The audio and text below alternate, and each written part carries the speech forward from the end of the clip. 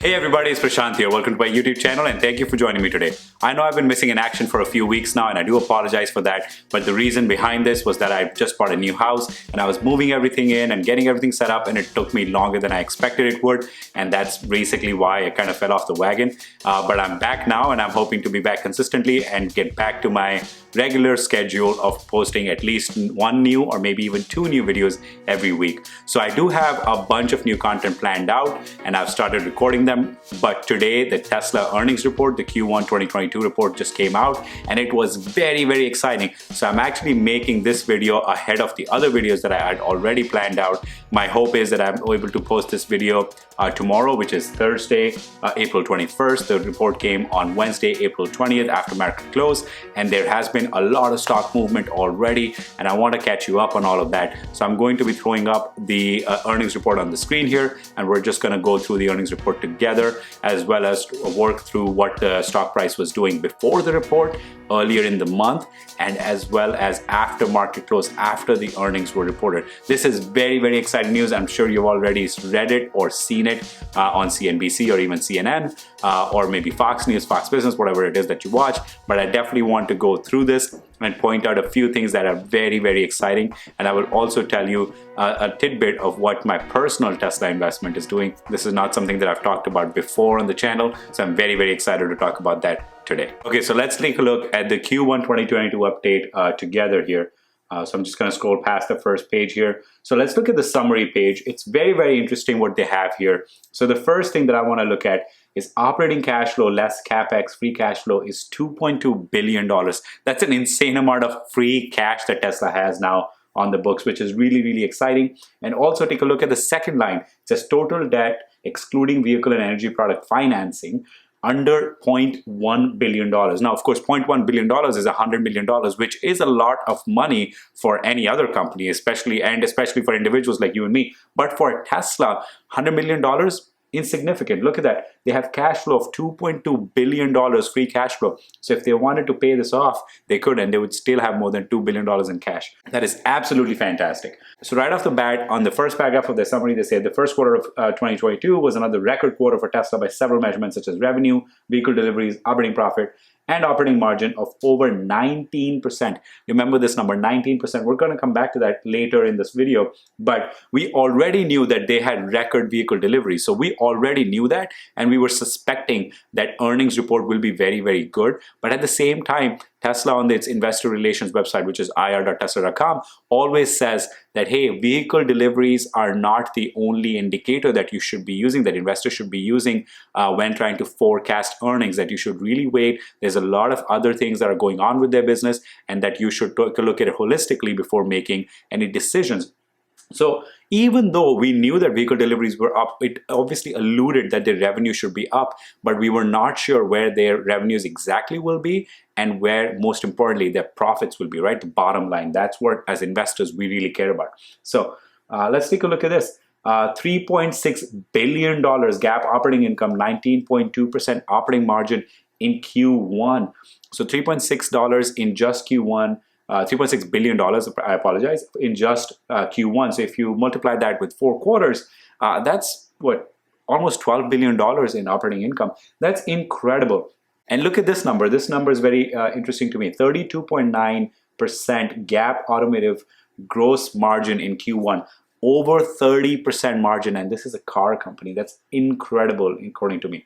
Now, here are two very exciting pieces of news here as well. Now, of course, we already know this, but nonetheless, production and delivery started from Gigafactory Berlin in March of 2022, so last month, and production and delivery started from Gigafactory Texas in Austin in April of 2022. We also have pictures and videos of the Cyber Rodeo event that Tesla had earlier in the month at their Gigafactory in Texas, where they showed that they were going ahead and delivering vehicles made in Texas. So that's very exciting news. What this tells us is now that we have a California factory, a Shanghai factory, a Berlin factory, and a Texas factory. So 4 gigafactories that are going to be producing and delivering vehicles now. This means that slowly, the production ramp up phase of a new factory is slow, but after the first initial curve, it's like a hockey stick curve or an exponential growth curve. So we're going to see a ramp up in production over the next few quarters and obviously subsequently years. So that's really, really exciting to me.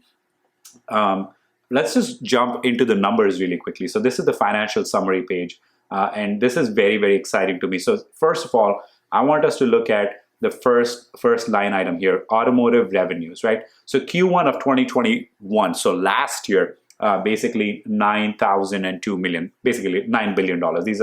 These numbers are all in millions. So $9 billion of revenue is what they had in Q1 of 21, 1 year ago. Q2 of 22, $16 billion. So it's not quite double. Double would have been $18 billion, but it is an increase of 87%. Double would have been 100%, right? So 87% year over year growth in revenues, which is incredible. Now, of course, Tesla does enjoy regulatory credits. So it sells these credits, basically carbon credits that they don't use because they're making electric vehicles, and they can sell it to other companies for a price in the carbon markets. So that's what regulatory credits are. Of their total revenues, regulatory credits have also gone up from $518 billion in Q1 of 21 to Q1 of 22 at $679 billion, a growth of 31%. Now, obviously, what is important to see here, if you look at those two numbers, you can clearly see that really it's the automotive revenues that have grown much more than the regulatory credit revenues. There used to be some criticism of Tesla that if you did not have those regulatory credits, it would not be a profitable company. But I think that is not the case at all anymore. Tesla is a profitable company based on their revenue models. So let's keep going into this report a little further down. So if you look at this automotive gross profit, or automotive gross margin. So let's look at both those numbers, right? So the profit in dollar amounts was $2.3 billion in 2021 Q1, which is already an incredible number. But look at it in quarter one of 2022, $5.5 billion. So they have more than 2x'd their profit on automotive revenues. And basically 132% is what they have year over year over 2021 quarter one to 2022 quarter one. And then if you look at it in terms of percentage of revenue, automotive gross margin in Q1 2021 was 26.5%, and now it's 32.9%. So they have actually beat that 30% margin goal that Elon had has long said that he has for Tesla. So 32.9% automotive gross margin. That's an incredible number, at least in my opinion. Total revenues, $10 billion. So this probably includes, on top of Tesla, their Powerwall, solar tile, and some ancillary services. Could probably include their subscription services within the car. $10.3 billion in Q1 of 21 and $18 billion in Q1 of 22. Not quite double once again, but 81% increase.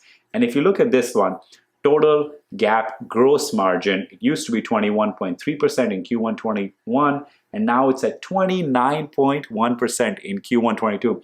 And look at this, it has consistently gone up in a linear fashion. So 21.3% in Q1 21, Q2 24.1%, an increase of about 3%, 2.9%. Again, 2.6% in Q3, so again an increase of 2.5%. Q4 27.4%. So this was a little bit of a slowdown at a 0.8% increase, and now again another jump at 29.1%, which is about 1.5% increase over the last quarter. But over the last year, almost 8%, so 7.79%, 779 basis points to 7.79%. So that's incredible. Just in 1 year, they've increased the total gross margin by nearly 8% year over year. That is an incredible growth. Now, for me, I just think of it like if you have a business and you are not only increasing revenue, you're growing by almost 2x every year, and you're also increasing your profit margins on that, that's incredible. Usually when companies are in a growth phase, they will have higher costs, right? They will be spending more money on G&A, on marketing, whatever else it is, but they will be increasing their revenue, but at the same time, they're increasing their costs. So sometimes they'll have margin erosion, right?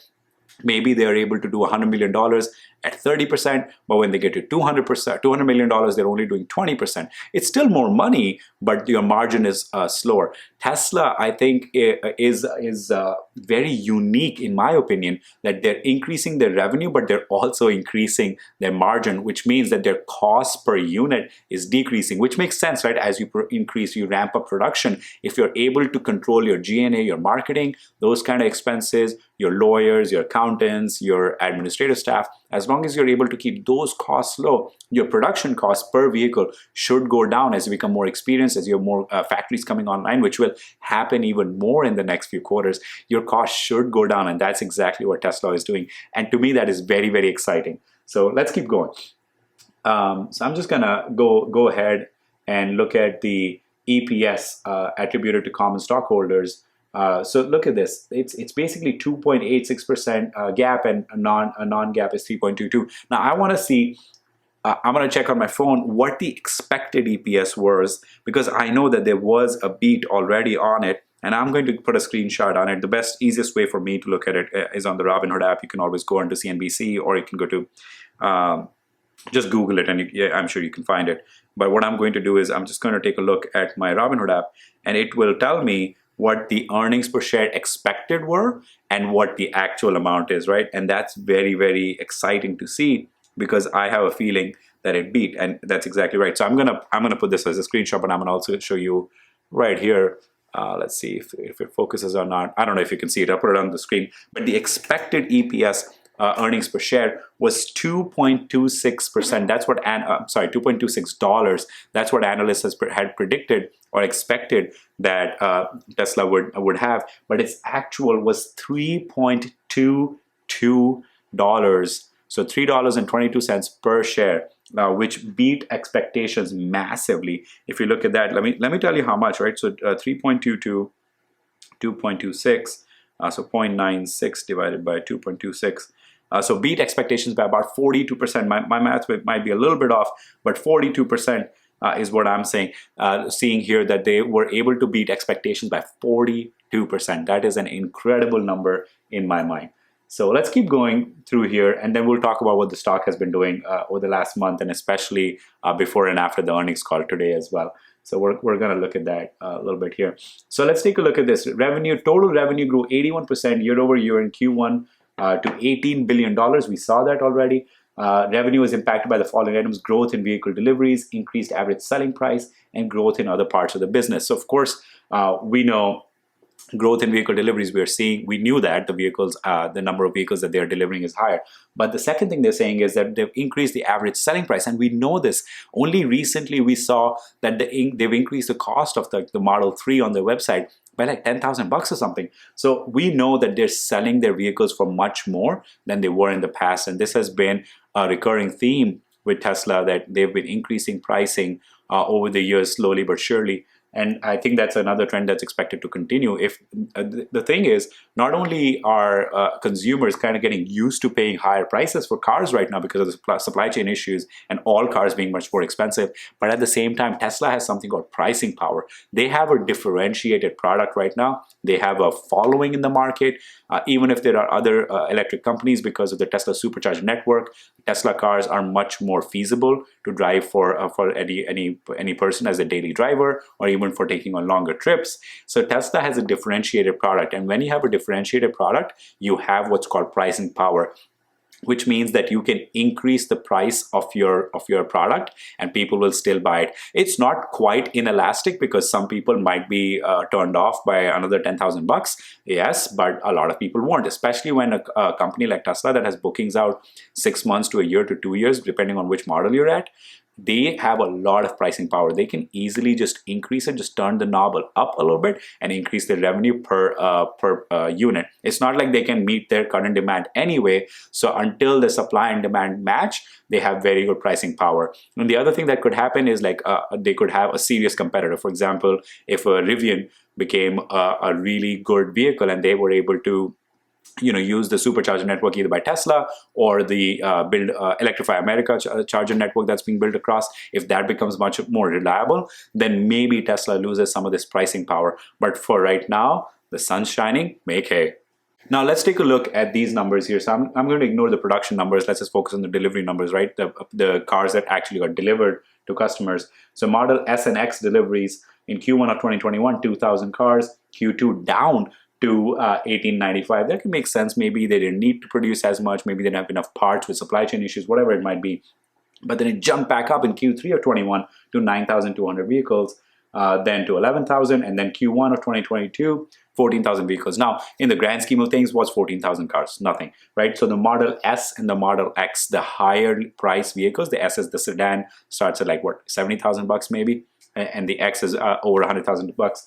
Not selling a whole lot of them, at least in number of units, but it is 14,000 units, and then if the average price of that is say 100K, that's a lot of money, right? That's a lot of dough. It's what 40 million bucks.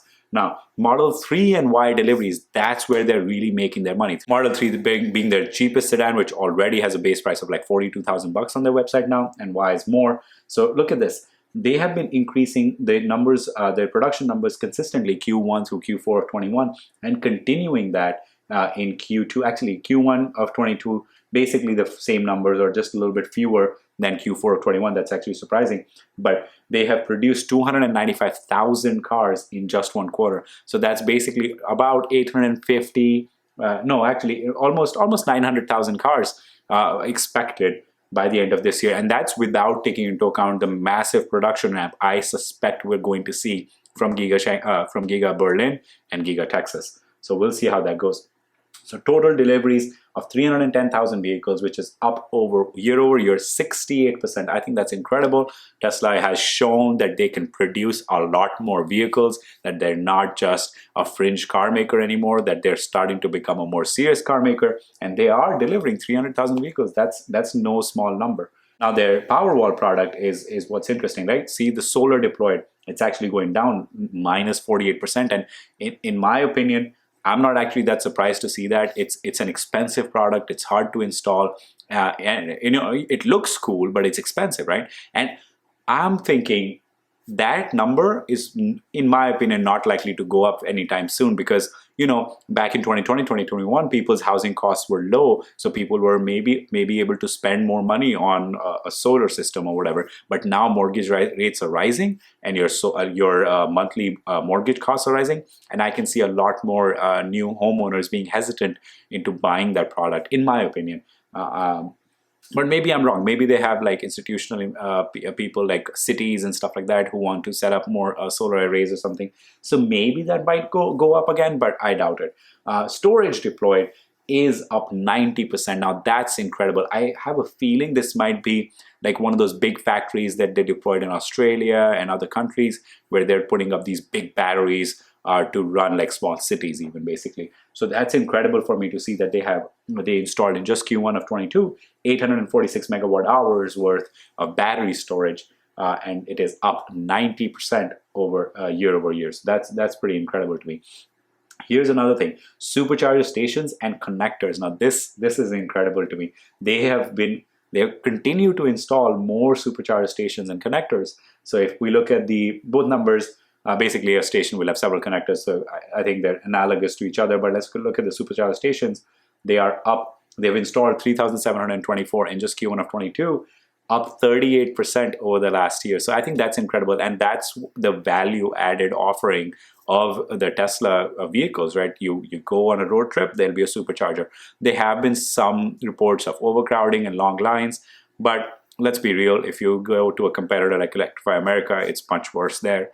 So I think that especially, that's the the differentiating part of their product that I was talking about earlier. So that's really, really, really interesting to me.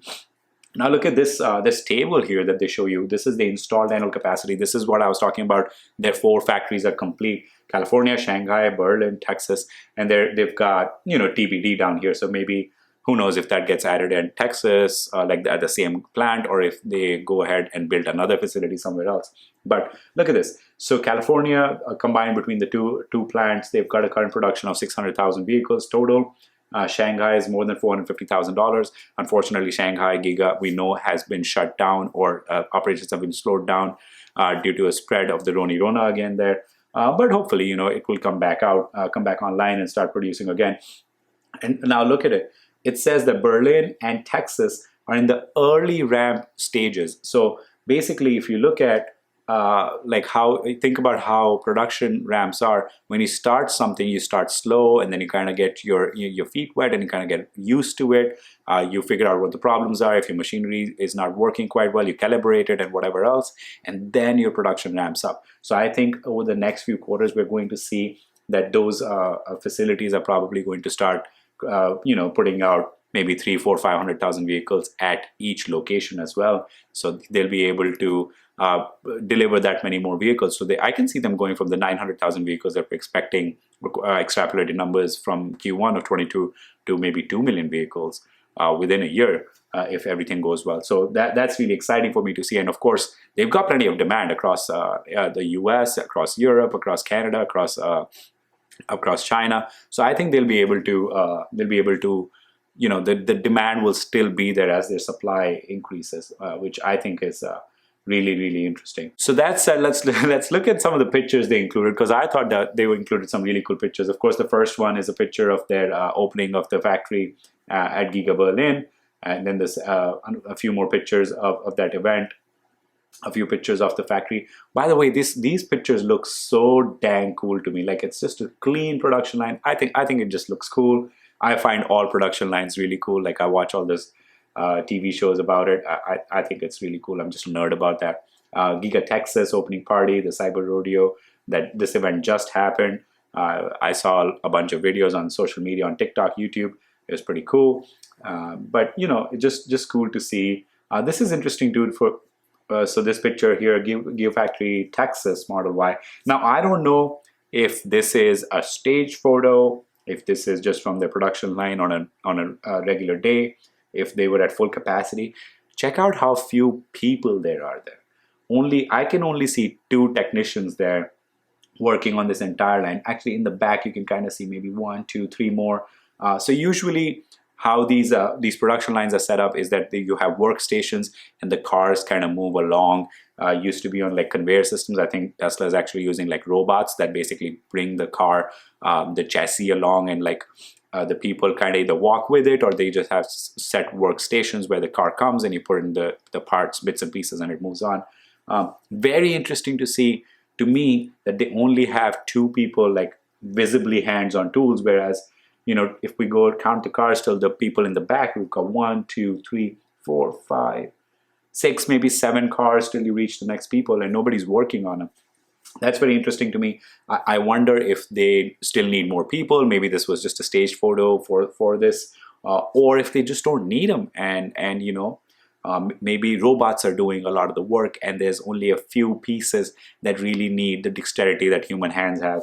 And maybe that's how they intend to keep their costs low. Humans are much more expensive compared to big robots. Of course, robots are expensive when you buy them, but there's no wages, there's no benefits, whatever else. Humans are much more expensive resource. So it makes sense to me almost if that is indeed the case. I don't know if that is true or not. This picture is one of my favorite pictures that they put in their investor report this time. So on the left is the Model 3 body structure, and it says 171 pieces of metal highlighted. So basically, all of these 171 pieces come together, and they're welded or riveted, probably welded together at this point, together to create just the colored portions in this photograph on the left. And on the right hand side, this is the Austin-made Model Y body structure, 2 pieces. So all of those 171 pieces replaced by just 2, just the one in the front and one in the back.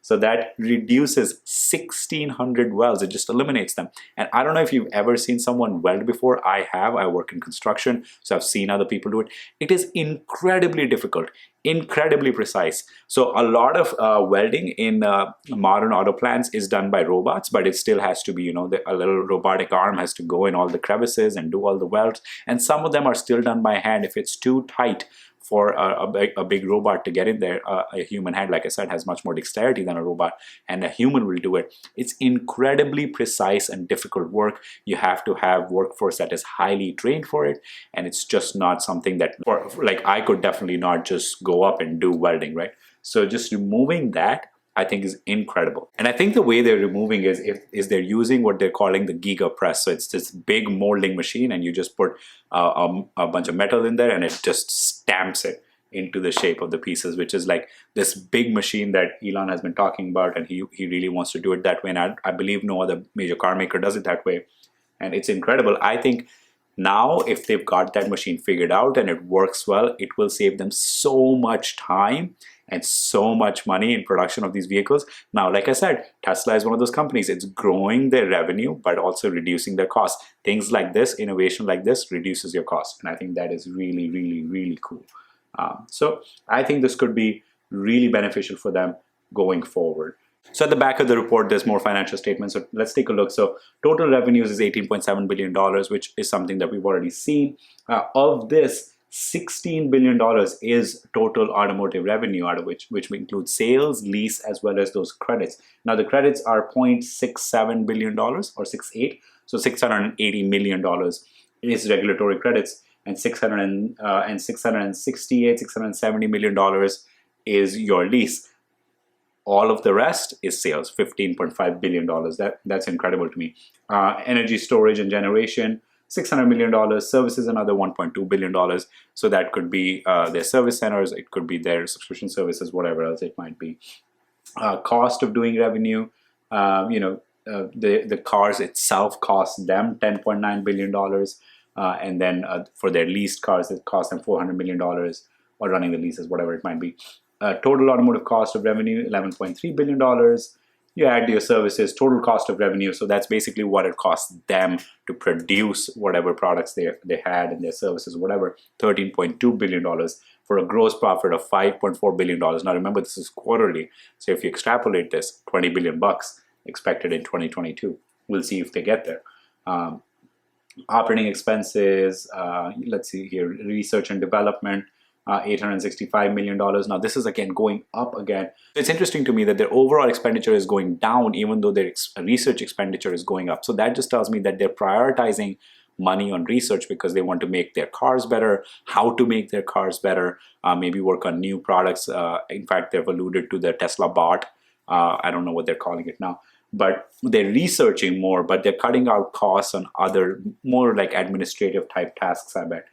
Selling general, okay, here we go, SG&A, selling general and administrative. Look at that. So it goes down from $1 billion last year to 973, 994, and then goes back up last quarter to 1.5 billion, now back down to 992. So I think that's what it is. If you compare that, they basically in the last one quarter got out $500 million in their costs, in SG&A costs, which is pretty incredible. And if you look at the total expenditure, they spent $2.2 billion last year in operating expenses. Last quarter, Q4 21 and Q1 22, they spent $1.8 billion. So again, down by $500 million.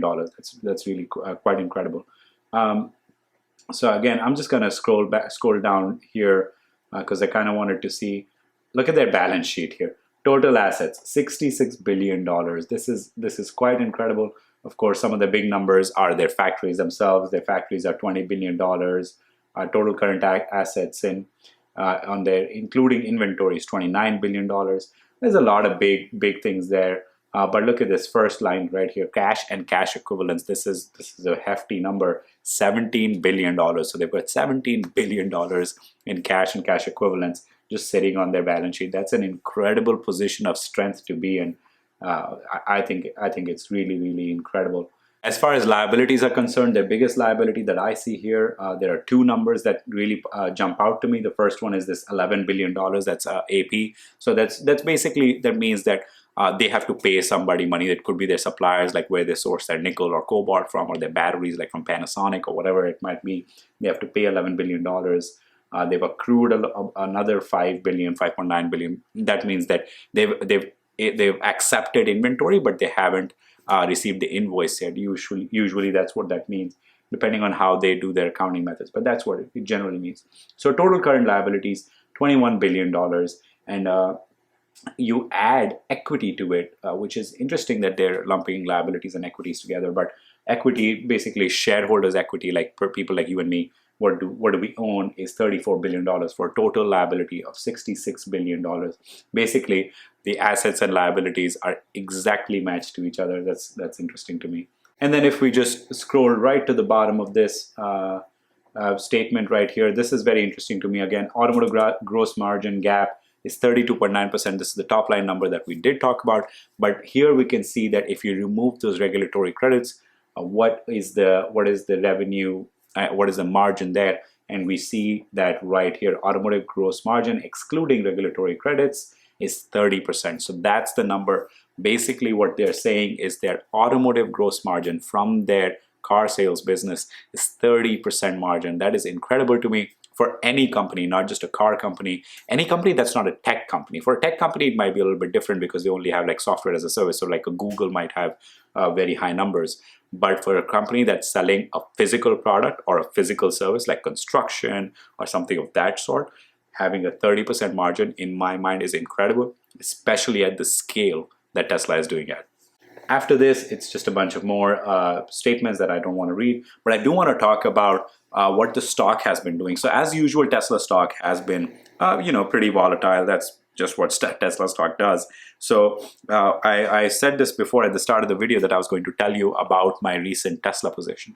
So what I did this year is on January 3rd, I opened my Roth IRA for 2022 and I put $6,000 into it so I could max out the limit required for my Roth for 2022. And I bought 6 shares of Tesla at $1,000 each in the first 2 or 3 weeks of January. I just put a limit order, and as soon as it hit $1,000, my order went through, and I now own 6 shares of Tesla within my Roth IRA in my Fidelity account. Now that was unfortunate timing because after January 1st, Tesla took a big beating. And I think at the low point, where were we? $700 something, $764 on February 24th. I wish I'd bought then, of course. But what are you going to do? So in the last week, though, we saw a lot of volatility. We saw prices back up to like $1,040 range. I was feeling pretty good. And then in the last week, we've had some downfall, and that's happening in the larger market, in tech companies, non-tech companies, all across the market. So I'm not that surprised that it is happening to Tesla as well. Now, what was interesting is just today we opened at $1,030, and then we closed around $975, $976 or so. That was very interesting to me. Like it kind of fell just before earnings. Maybe people thought, hey, it's trading high, or at least at the higher end of the range that Tesla has been trading at. Let's take some profits just before earnings. Who knows what happens at earnings, right?